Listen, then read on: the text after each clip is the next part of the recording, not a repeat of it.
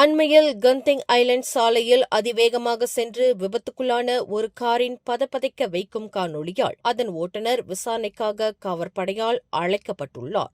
வெறும் 29 வினாடிகள் வரை நீடிக்கும் அந்த தீயாக பரவிய காணொளியில் ஒரு புரோட்டான் S70 கார் கண்ணிமைக்கும் வேகத்தில் மற்ற வாகனங்களை முந்திச் சென்று இறுதியில் ஒரு வளைவில் கட்டுப்பாட்டை இழந்து தடுப்பை மோதி சுழல்வது பதிவாகியுள்ளது. இந்த விபத்து கடந்த புதன்கிழமை நள்ளிரவு 12:30 மணியளவில் நடந்ததாக கூறிய பந்தோங் மாவட்ட காவற்படை தலைவர் சூப்பரிண்டென்டன்ட் ஜைஹாம் முகமது கஹார், 24 வயதுடைய அந்த உள்ளூர் ஓட்டுநர் காயமின்றி தப்பினார்.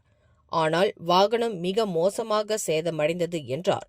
அந்த சாலையை பந்தய தளமாக மாற்றும் அபாயகரமான ஓட்டுநர்கள் மீது தொடர்ந்து நடவடிக்கை எடுக்கப்படும் என்று வலியுறுத்தி காவற்படை இந்த சம்பவத்தை சாலை போக்குவரத்து கட்டுப்பாட்டு விதிகள் 1959 விதி 10 கீழ் விசாரித்து வருகிறது.